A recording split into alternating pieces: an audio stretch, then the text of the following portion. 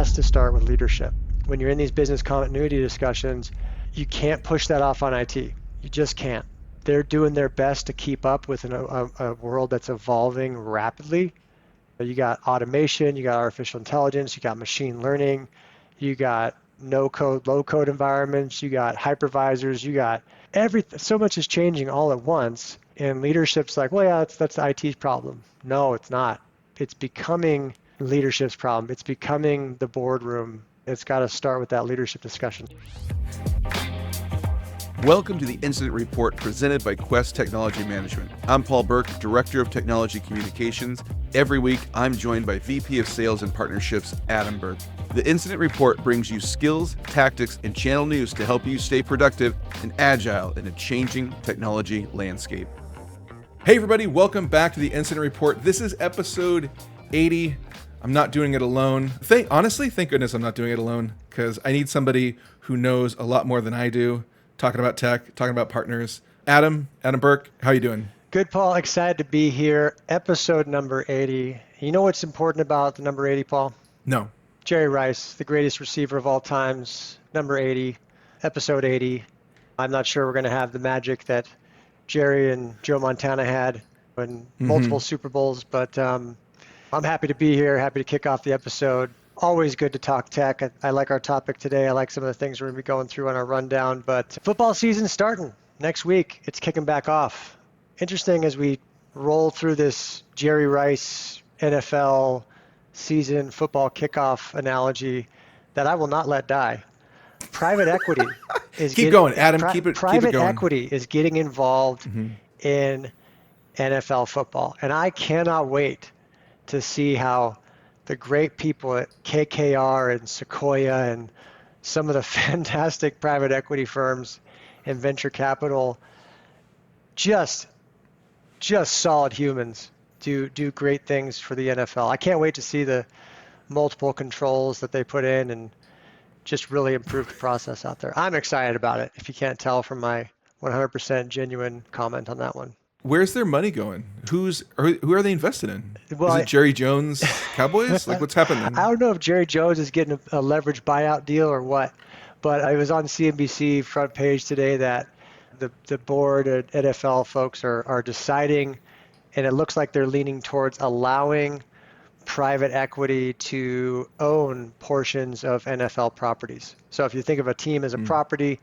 they're going to be able to acquire interest in different teams. It's funny to see that they're allowing private equity to come in, and I'm waiting for the guy, Corporate Bro, he's got to have some funny analogies and some videos coming out on that one. I don't know if you follow Corporate Bro or anything like that, but he does some great. He pokes fun at Salesforce, and he was an Oracle sales rep. Corporate Bro, Demoted Podcast, does he pokes a lot of fun at the big SaaS companies, Salesforce and Oracle, their sales processes.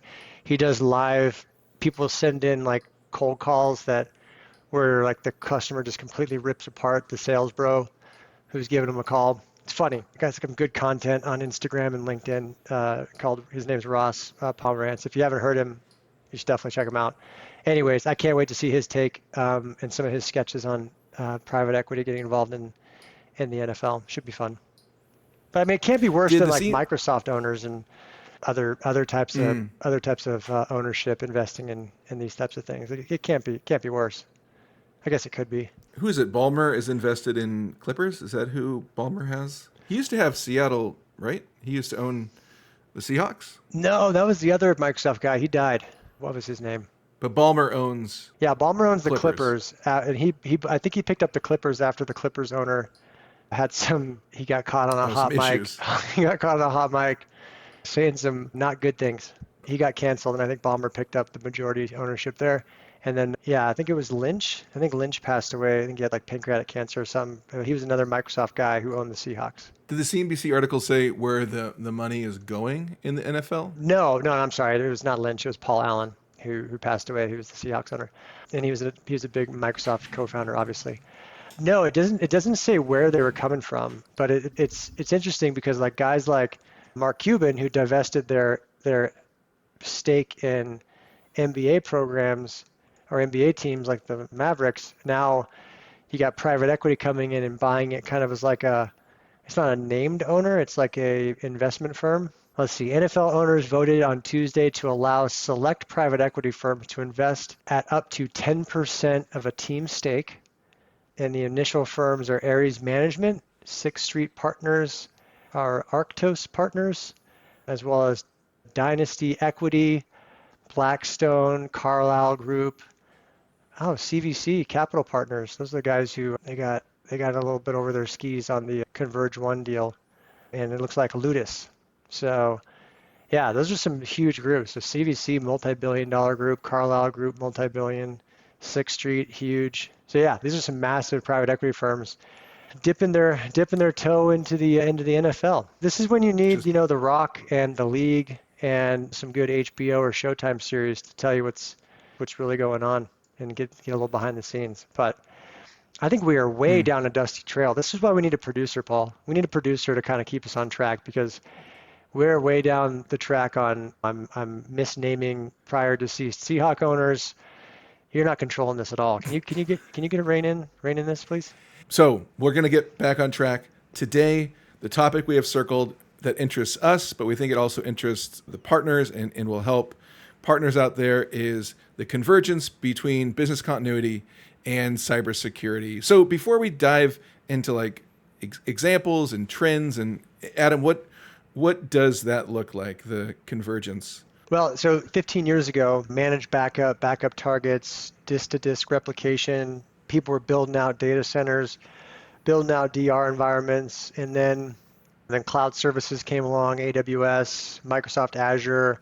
Everyone kind of had a cloud first path, right? So moving through the 2008 to 2010 to 2015, people were developing their cloud first strategies. So they're somewhat moving out of their data centers, moving our capabilities to cloud targets, a little bit of a hybrid environment. The word like hybrid, on-site, off-site, it becomes people are still trying to figure out what to do in their DR standpoint, but at the end of the day, they're really trying to figure out how do I keep my business operational if I lose access to it, if I lose access to my office or my people lose access to it, or if a pandemic hits, or if a natural disaster hits. Before COVID, I always heard that pandemic one of those when we were going through our DR workshops. Yeah, I'd be like, yeah, well, pandemic, is that really going to happen? Well, turns out things can happen and people need to figure out how to operate their business. So business continuity plans, not always disaster recovery, but they're how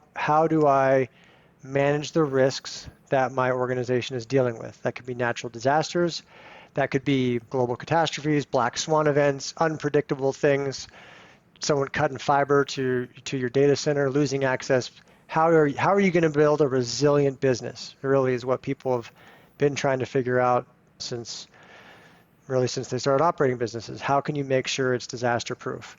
One of the largest disasters we're seeing now, and we have seen over the last 5 or 6 years really, is cybersecurity and malware, ransomware, and malicious activity that is impacting organizations' ability to do business. That's one of the main things happening, and we saw in 2020, 2021, significant growth in bad actors targeting not only major players, but middle market and SMB organizations as well. And that's become a big part of organizations having to analyze their risk. What risks do they have to their firm? And realize that cybersecurity and preparedness is at the core of their business continuity strategy, right? The probability that someone within your organization is going to click on a malicious link is extremely probable when compared to, hey, is my headquarters or data center that my corporate assets are currently in going to experience a natural disaster? Now, natural disasters still happen, so you got to plan for them. But if you look at the variables, which are your people and your processes and your technology, those are all the variables that go into your business. The easiest one to break is the people. That's what bad actors are going to go after every time. They're going to go after the people, the human firewall, if you will. And so that's your highest probability of risk. And so we're seeing organizations go through these business continuity discussions, and the cybersecurity discussion is first and foremost, definitely has a seat at the table. And we're seeing that continued growth in after the CrowdStrike incident recently. People know about cybersecurity. They know about DevOps, they know about SecOps, they know about these types of discussions that used to just kind of be on the fringes of IT operations. This is table stakes now. You highlighted a great article on industrialcyber.co. The article is WEF Global Cybersecurity Outlook 2024 reveals growing cyber inequity, impact of emerging technologies. One of the interesting ideas in it was there's a widening gap in cyber resilience between like large organizations and SMEs, with the number of organizations maintaining minimum viable cyber resilience down by 30%, which I thought was interesting in that the big organizations, yeah, they have the infrastructure, they have the numbers to be more resilient, which makes the smaller organizations bigger targets for cybersecurity incidents. Is that what you're seeing as well? Yeah, I mean, so and one of the things I think that's really important in when we talk about cybersecurity and resilience is it's not anything different than you see in the physical world. So I'm not saying this to dumb it down. I'm saying this because we're still all humans at the end of the day. Whether you're breaking into someone's house or you're breaking into someone's business through their firewall or through stealing credentials from someone, bad actors are bad actors, and they're going to make the decision of what's the lowest risk I can take for the highest return, right? If you go into a neighborhood and you walk up to a house and you're a bad guy and you hear a 100-pound Rottweiler barking, you walk past the house and motion sensor lights go on. The shrubs are trimmed so there's no shadowy areas near the entrance and exits. There's visible camera systems on the potential points of entry around the house. And there's a sign out front that says, "My idea of gun control is using both hands." You're probably not going to go into that house or try to break into that house. You might look to a neighborhood down the street or someone down the street where there's no motion sensor lights, the lighting is poor, there's no visual availability or no visual indications of surveillance on the property. There's signals that maybe there's no dog on the property, there's no protection, and it's sloppy, right? I'm not saying that SMBs or middle markets are sloppy, but cyber criminals are going to go for the low-hanging fruit, and they're going to go for the quick hit. They're not going to, for the most part, go after organizations that have significant resilience and significant layered security. So I'm not saying you want to push the bad actors away from your organization and push them down to those that aren't prepared, but just know that the people out there targeting your environment, they're just people, and they're the same kind of people that if you're training to physically secure the space around you or your family, it's the same discipline. It's the same mindset. Like, hey, I need to understand who's accessing my environment. I need to be able to document who they are. I need to be able to identify if someone does breach a set of credentials and they do gain access to my network and they start moving laterally, and how can you trap them, right? So you can set up decoys, you can set up the ability to see someone who is acting in a way that sets off some anomaly detection, like, hey, this person never accesses this file. This person never tries to get here. That they've had 10 login attempts to get through this internal policy, right? Just internal policies as far as who has access to what. That's important. Like, so layering your security within your organization, huge. Just huge opportunity just to improve some simple things. You don't even have to invest really in anything. A lot of your platforms already have these capabilities. It's just, hey, do you have the discipline to trim the hedges back from your house so a bad guy couldn't hide in the bushes and jump out and gain entry into your house from your wife or daughter who's unlocking the door and not looking behind them, right? Same kind of concept. And that's why I have 3 cats, for the security, because I go to bed every night knowing that Scribbles, Cookie, and Shadow have my back. If anybody comes in, they're going to protect. They're the first line of defense, Adam. They're that layered security. 3 adorable cats, big eyes. That's my layered security. The cats are definitely a method. I wouldn't say they're a Yeah. preferred method for home security. I think you and I have a couple different approaches to that, but that's okay. It's all right. Different Sure. strokes.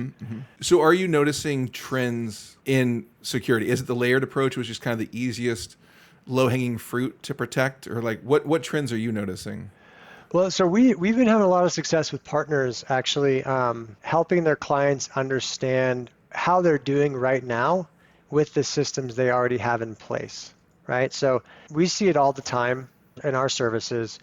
We run incident response, incident containment, and we see organizations that have all the tools that they need, but for whatever reason, probably because they don't do this every day, they left the back door open, or they didn't turn on the recording for the video surveillance at their access points, right? So simple mistakes can be alleviated if you have maybe a third party come in and just do some testing on what you've already invested in. There's this weird thing in technology, and I think it's unique to IT. I don't know of another industry, maybe home improvement, but not so much even there. It's unique to IT in the sense that some of the vendors in our space will evangelize the capabilities of the products to people who maybe have never used that product before. And they'll say, hey, it's really easy. You can do it. Just buy this thing and you'll be protected.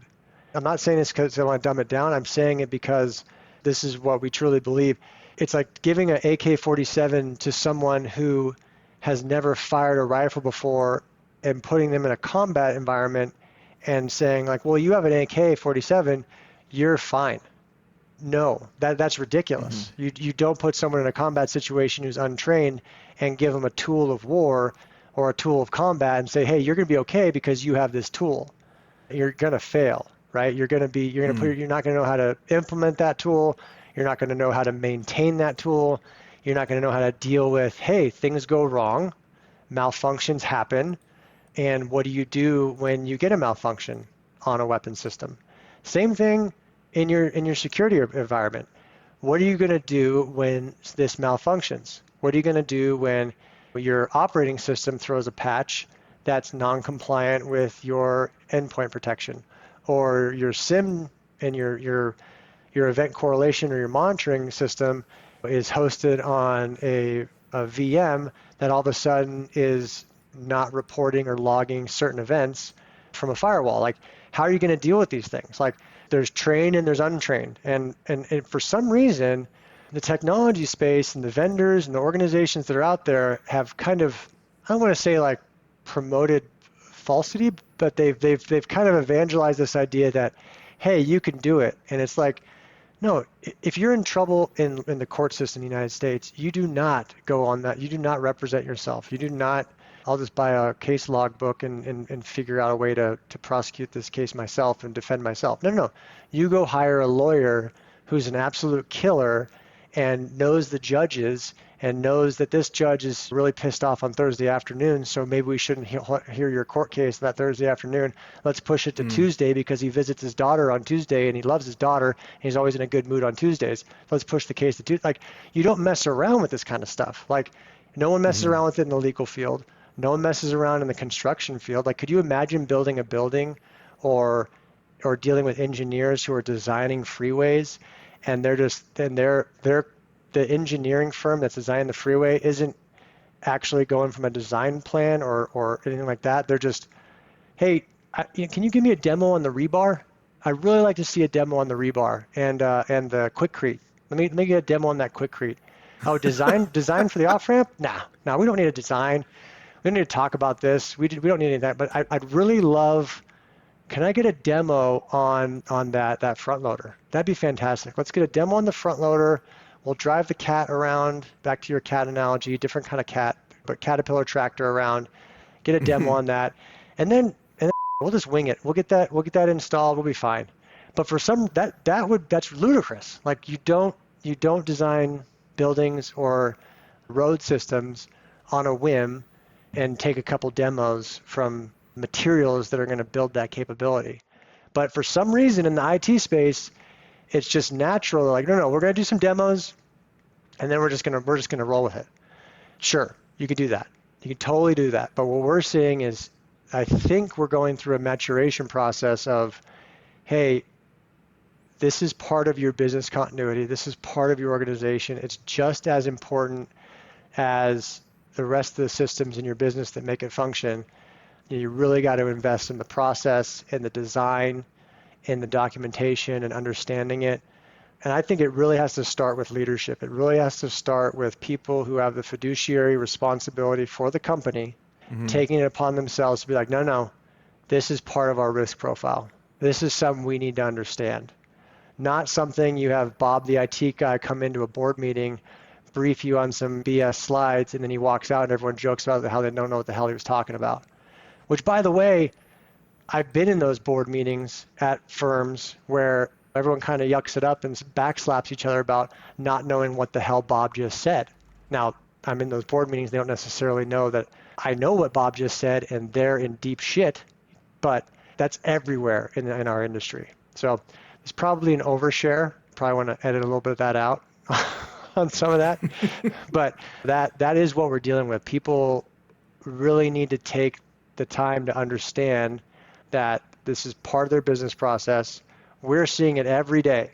Every day we're seeing it with new threats, and the article calls it out. Either they're going to go after the big boys for the big prizes, sure, but they're also going to, once they figured out that environment's layered and maybe it's not going to yield as much output as they want, they're going to go after the smaller firms, the middle-sized firms, the SMBs that they can hold for ransom and make a couple Bitcoin, right? Bitcoin makes this crime, ransomware and extortion, very, very profitable, very, very easy to transact. Hey, I encrypted your entire data set. You don't have good backups. They encrypt people's backups now.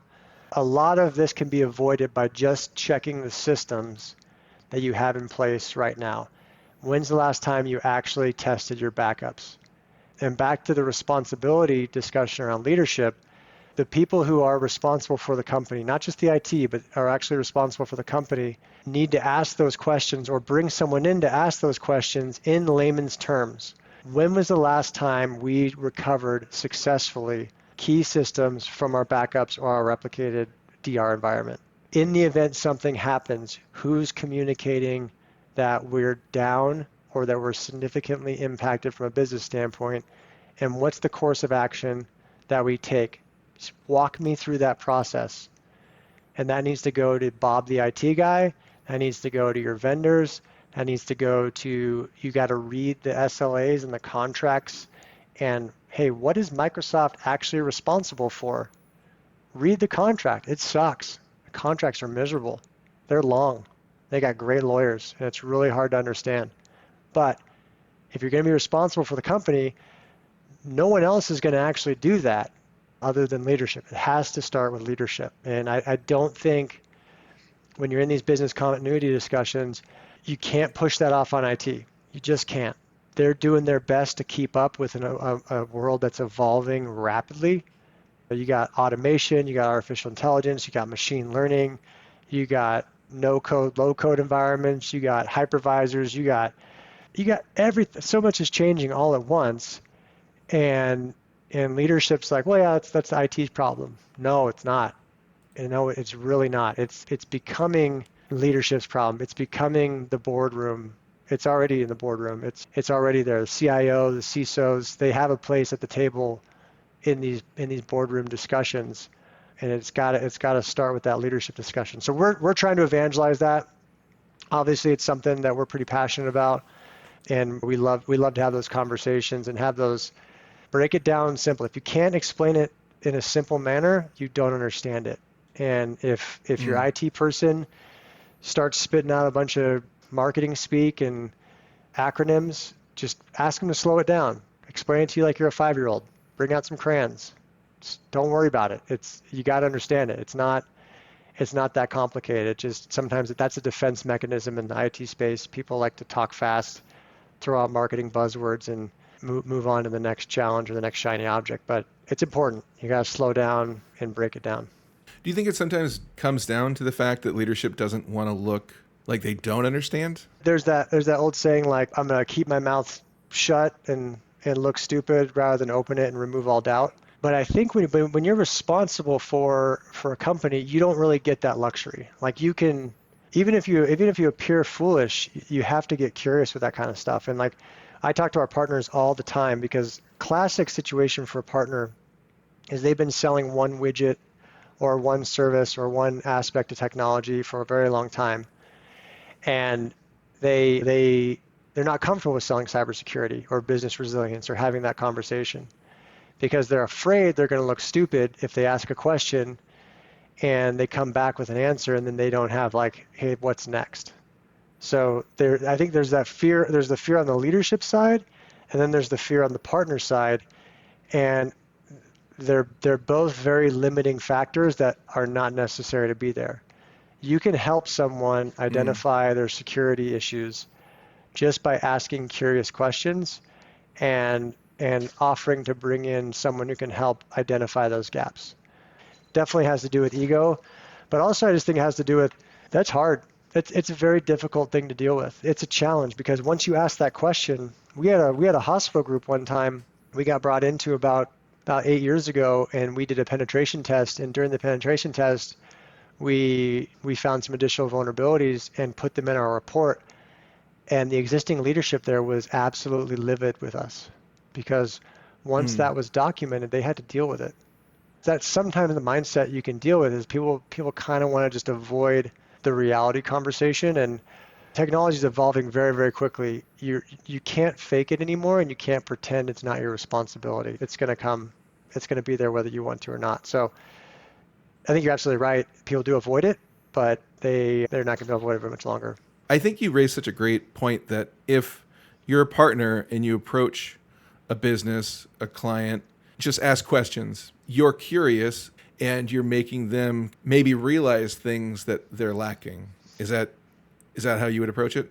Yeah, and if you're in a room and there's the IT director and the security operations person or the sysadmin and maybe some leadership folks there, and you have a question about something, and you as a trusted advisor or partner who's in the room, you've earned your place at the room as someone they trust to help you solve problems. So asking a question is never a bad thing. It helps clarify for you, and I guarantee you there's someone else in the room who is kind of smiling and nodding and has no idea what the person who just described zero trust network access is talking about, right? They're like, well, that's neat. I gotta go pick up my daughter at soccer. Like that's what's going through their mind, right? So I think it's pretty critical. We continue to see these kind of challenges all the time. It's common.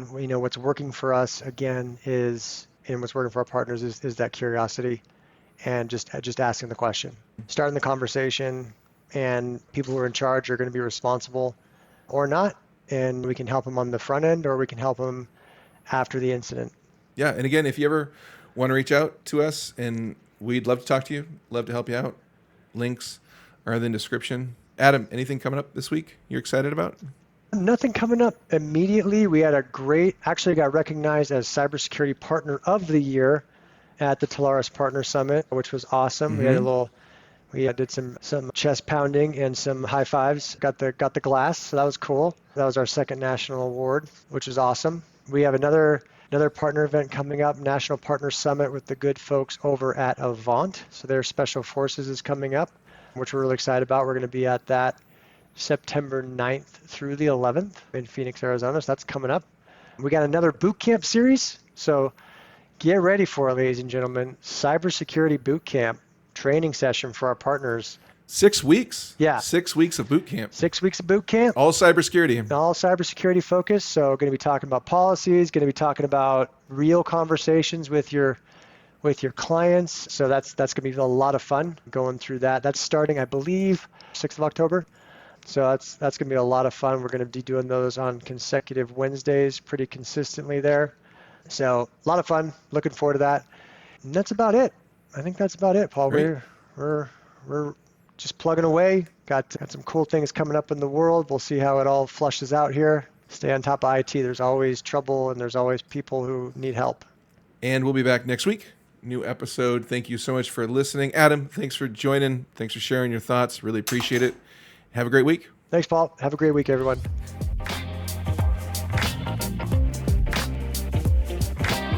Thanks so much for listening. The Incident Report is brought to you by Quest Technology Management. With over 40 years of experience, Quest is a leading technology integrator working seamlessly with your staff and systems to achieve your IT goals. Learn more about everything they do at questsys.com. And if you have questions or suggestions for the podcast, you can always email Adam and myself at theincidentreport@questsys.com. We hope you have a great week, and we'll see you next time.